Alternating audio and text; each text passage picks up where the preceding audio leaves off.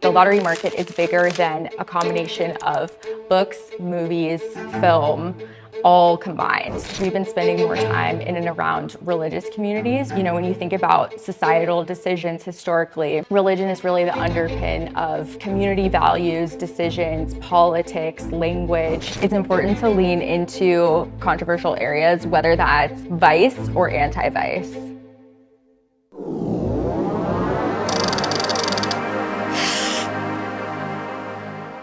Well, Kate, I'm so excited to have you on the pod. It's been a long time coming. Yeah, thanks for having me. Of course. Well, let's get right into it.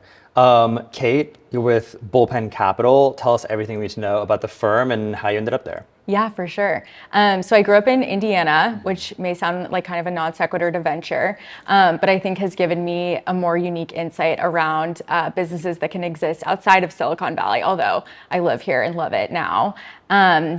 Started my career in marketing, really focusing on go-to-market with the sales team, and eventually transitioned into venture, which is when I joined Bullpen. We invest seed through Series A across industries, and most of our team is based in San Francisco. Amazing. And what are some of those investments that, maybe folks who are listening would be most aware of? Yeah, some of our notable portfolio companies include FanDuel. We were the first US investors in that team. A couple of other companies across sports betting and gaming. In fintech, we have Splitwise, and more recently, a company called Arrow in the fintech space as well. And then a couple of other consumer brands, Quinn, which is a women's audio erotica app. Cool. And then just tell us a little bit more about the firm history. So how did the firm start? Who are the partners? Would love to learn all of the lore because you've been around for a little while. Yeah, Bullpen's been around for about 15 years. We were started by 3 partners who came from the operating space. Paul Martino has been a founder, I want to say 9 or 10 times. So he's seen every shape of business and really every potential outcome that can happen when you're founding a company. More recently, Eric is one of our other partners. He's based in the Bay. He spent his career as a lawyer, starting a few companies as well, before moving into Silicon Valley, first in New York and then in San Francisco. But our team really is backed in previous operators and across a number of categories. We try to maintain that DNA of being a generalist firm. Cool.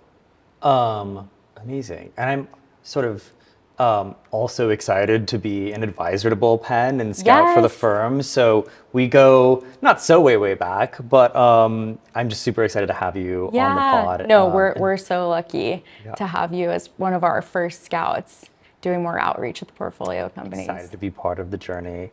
Well, let's dig a little bit deeper, both in terms of what the firm's focuses are, but also what your focuses are. You come from a sort of marketing go-to-market background.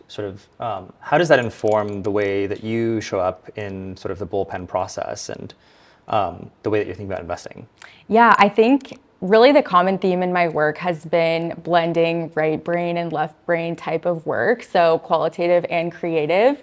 That was definitely true in marketing and something that I've leaned into a lot in the early stages of investing. I think other investors who come from investment banking or from product are more focused on historicals and sort of the history of growth within a business, but marketing is inherently pretty forward-looking, and that's something that I really like to bring into the way that I evaluate businesses when I'm working with early founders. Awesome. And what do you think is sort of, from a marketing perspective, important to look out for when you're sort of or what stands out from a marketing perspective when you get excited about a company that you're looking to invest in? Yeah, brand and voice is so important, especially at the early stages. I really think it's important to have that as part of the early DNA in a company because it's not something you can bake in later. But another part of marketing is looking at the metrics. So I'm always looking at retention and CAC and thinking about how those things can improve over time because it's hard to really focus on those later. I also think that's such an important part of the early story. Yeah. Do you think the way that startups are sort of emphasizing go-to-market, doing marketing has radically changed in sort of this sort of AI era and general sort of market context? And do you think that any of those changes are for the better or for worse? That's a good question. I I would say what's changed the most is really the focus on marketing. I think in this age, having a good product is table stakes. It's so much faster to create a product with vibe coding. And I mean, there are so many incredible tools to spin up a prototype, which, yeah, I think makes the emphasis on marketing all that much more important. So, obviously that's always been part of the story, but maybe, 10 years ago, marketing is something that you could think about a year into building your business. And now I think it's really core to, week one of how you're thinking about evolving. Really interesting sort of insights on the way that marketing has sort of changed in recent times. Specific to Bullpen, remind us what sectors and themes you're focused on, and maybe how the change in the marketing landscape impacts those particular focuses. Yeah, I mean, we've traditionally been a pretty true generalist fund and split across B2B and B2C. I think more recently, we've been spending a lot more time in consumer. I think it's a really interesting category.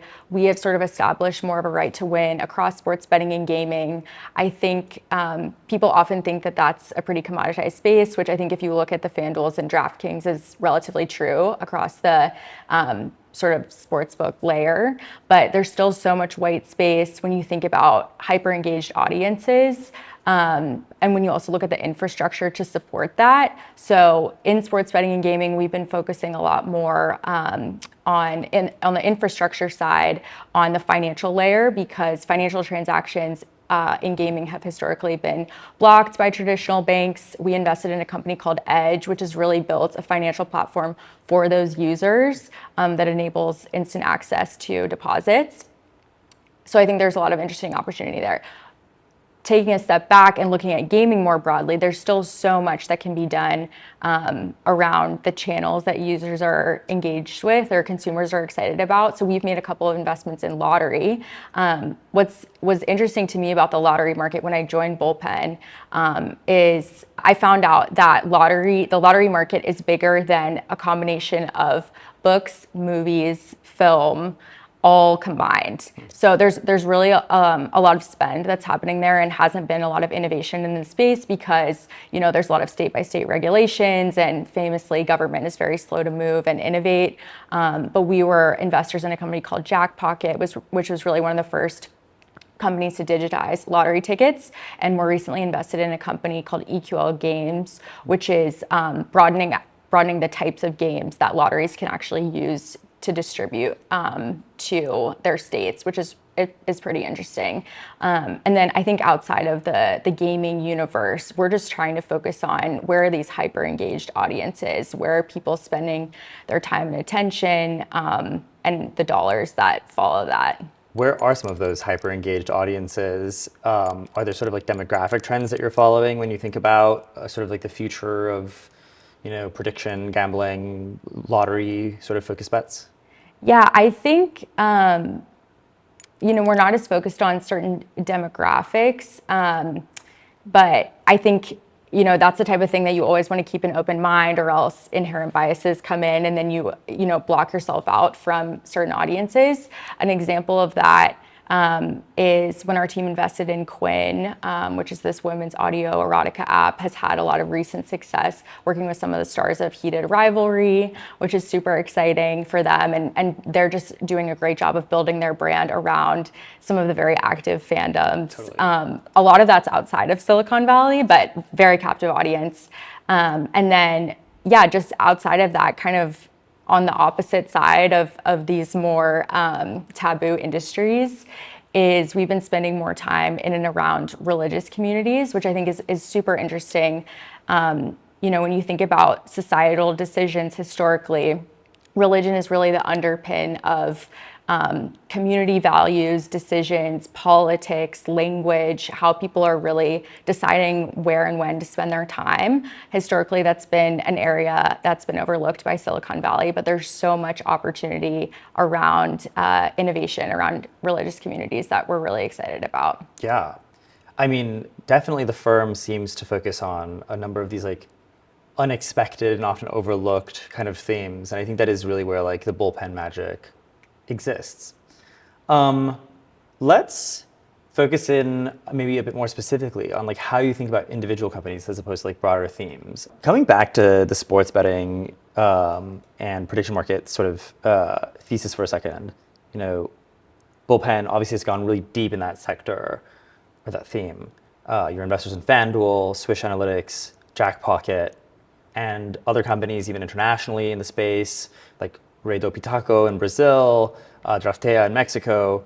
Y'all have gone really deep. What has that concentration, that sort of single category, taught you about what it means to be like a conviction-driven investor?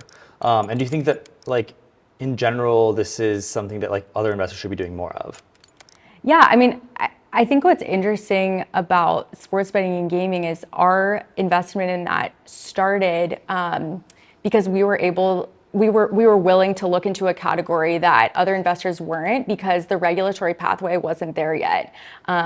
So we were able to look past that and make some of those early investments, which I think was a good lesson for us in how we want to be involved in markets and going deep with certain founders and seeing their potential to pave the path for a new industry. You know, as you mentioned, I think we saw that in the US and have since seen some interesting companies doing that abroad. I think the way that that translates to our investment thesis today is just trying to continue to look in industries where maybe the path isn't super obvious, although I think sports betting and gaming is a pretty hot industry right now that is getting a lot of investor attention and a lot of dollars flowing into it. But with that, we're trying to be more unconventional about where we're looking, whether it's from the infrastructure side or around maybe the medium, like the type of game that's actually being distributed, and trying to be more creative with that. Cool. Kate, like, I'm super curious. How do you like think about the founder? We've talked a lot about some of the themes and the ways that you build conviction in sort of like overlooked markets, but what's most important when you're evaluating sort of the person building in those spaces? Yeah, I mean, a lot of the founder market fit, it really comes back to how well do they understand the space? Do they know their audience? Are they thinking about the problem in a very specific way that comes from a personal experience, which also ties a lot into brand? How so? I mean, the best founders know how to build a brand that really resonates with their audience before the audience actually interfaces with the product. So, you know, if the messaging or speaking to the problem space, can really resonate with the audience, that's what's going to draw them in, because ultimately they're going to be seeing some of the brand messaging before they're ever interfacing with the product, whether they're downloading an app or, you know, signing a contract on the B2B side. Yeah. Would you say that that's a pretty critical factor when you think about deciding to invest in a founder? Cool. Yeah, absolutely. And people are beginning to realize that brand is really important to build, both in advance of and in the lead up to like launching a product, as much as it is also valuable when it comes to the fundraising part. You're sort of a little bit later stage than maybe other folks that I've interviewed on the podcast. Namely, your focus on the sort of like post-seed Series A founder. What are you like looking for, given that that's your stage focus? Yeah, we often invest, you know, in the messy middle between seed and A. And an interesting, unique thing about that space is I think often we see founders that, you know, have found product market fit and something's working. That's obvious in the historical traction. But I think a common mistake is founders being over reliant on that and, you know, maybe spending too much on customer acquisition. We really look for companies that have a good balance of, you know, obviously have found product market fit, but are also being very capital efficient in terms of how they're planning to grow the business, how they're acquiring new customers. So, you know, whether that's being scrappy around certain channels, working with, you know, micro influencers, or really leaning into organic customer driven growth and community from that respect. I think there are a lot of different opportunities that can be really interesting and beneficial that are good lessons in the early days before you're spending a ton on CAC, because, you know, I think once you start doing that, it's difficult to really bring that number down, and you're always going to be kind of chasing, you know, the next set of customers. Yeah. So capital efficient, like early stage customer acquisition. Yes. Is what you are ideally looking for. Yeah. Is that sort of something that you encounter much of these days, or do you feel like sort of founders these days are spending a lot in the early days? Yeah, I think It depends what market you're in. I think we see, these days when it's easier than ever to build a prototype, that is often leading to, it's easier than ever to raise a pre-seed round and just get some early dollars towards a product. I think what really differentiates those sorts of founders that are sort of throwing money at the problem from founders that are very disciplined, a lot of it comes down to experience and how well they know their own customers and whether they've experienced that problem themselves versus someone who hasn't had experience in a space and is just coming into it.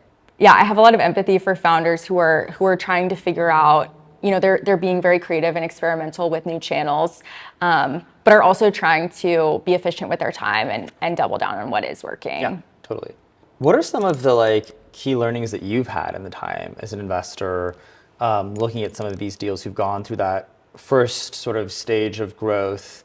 If you were a founder building today, how would you sort of go from zero to post-seed and be ready for Bullpen? Yeah, I think what's interesting is what's changed so much about the industry since I started in my role is the time that it takes to get to product market fit. When I first started, I would say it takes anywhere from 1 to 2 years for a company to find product market fit. And now I think those timelines are only accelerated, and it can look even like 6 months. So yeah, anything that founders are able to do to build early experimentation, specifically around go-to-market, can be really beneficial to help them accelerate in the early days and focus their time in the right ways. Yeah. I want to pivot to another really exciting topic because we haven't actually addressed it yet, but it's sort of a very recent, very notable company that you were a very early investor in, which is sort of the founders behind Moltbook. Can you tell us more about your investment in that company and sort of how it all came together? Yeah. What's interesting about the Moltbook story is I think it's really representative of how Bullpen likes to work with founders. So we were investors in Matt and Ben's first company, which is called Octane AI. And the team was very excited about them because they were some of the first founders who were talking about AI before everyone else was talking about AI. They were building an agentic commerce experience and were really on the cutting edge of what AI could look like within a company. Fast forward a few years, they spun out an AI VC fund called Theory Forge, and were able to spot early winners in the AI space. A couple of investments that they made early on include Gumloop and Wordware, which have gone on to raise much larger rounds, which really speaks to their potential in identifying those early companies and our excitement about that team. We were very excited about that team and big believers from the beginning. So ultimately, with the recent success of Moltbook and when that blew up, we weren't surprised because we knew how much potential and expertise they had around AI, and we're so connected in the ecosystem, and we're just thrilled for them that they were finally getting the recognition from the broader ecosystem they deserved. Totally. And congratulations to you and everyone at Bullpen for what sounds like an exciting outcome. How does that investment in Moltbook kind of inform the way that you're thinking about AI investments going forward? I really think it comes down to the founder and their expertise, and that's really been core since the beginning, and is definitely representative in the Moltbook investment. So it's really about founder expertise in their own space, and now I think everybody needs to be an expert in AI and using it within their own company, but it's more about whether you're using that in a fintech application or for a certain consumer audience, or in a game, for example. Really being tied to that audience is super important. I was talking to a friend recently about a company that is helping sort of create essentially bank accounts for agents themselves, envisioning a future where agents essentially live within their own little economies and require their own financial infrastructure.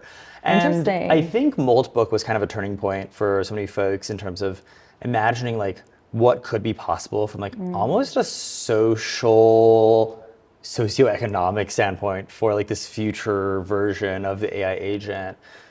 Is Bullpen leaning into any of those themes going forward? Do you think that there will be little AI agent families with like, agent bank accounts to buy the agent groceries? I don't know, maybe this is a silly question, but it seems like people are starting to think in that direction a little bit. Yeah, I mean, I think we're going to continue to see a world where agents are more autonomous and maybe making transactions, maybe not for groceries, but For sure.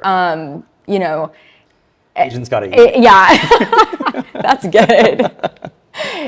In support of, whatever the larger task is. So yeah, I definitely think we'll see some more innovation around that. The way that actually plays out, I wish I could see the future. We're not specifically leaning into agentic infrastructure, although, yeah, open to it. What are some of the categories that you're looking at that maybe other funds are not as focused on these days? Beyond, of course, sort of sports betting prediction markets, which we've talked a lot about. Y'all are very creative. I'm wondering what's next. I think this is a moment where the ground is shifting underneath us. And as we're trying to figure out what's next, it's really important for us to be more focused in our discipline. So the areas that we're spending more time, a lot of it's around consumer healthcare and thinking more about the future of personalization, efficient care, and how we can eliminate some of the unnecessary burdens within the healthcare system. Yeah. Obviously, this is a moment in time where consumer healthcare related debt has never been higher.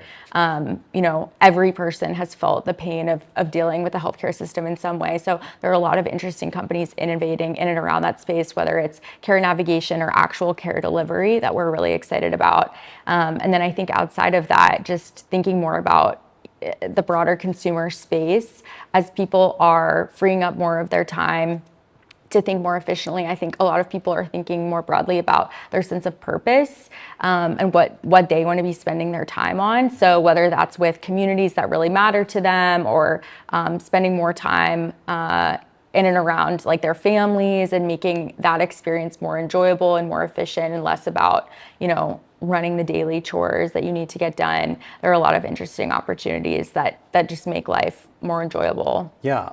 Purpose is a really interesting thread to pull on that I've been thinking about a lot more lately. I was at a dinner recently where the conversation was sort of around, I think a conversation that a lot of people in San Francisco especially are having these days, which is sort of like, what is life after, somewhat bleakly, 80% of the jobs have been automated. Yeah. And like maybe that happens very quickly. And I think so much of one's purpose is tied to what they're doing for their job in the market. Yeah.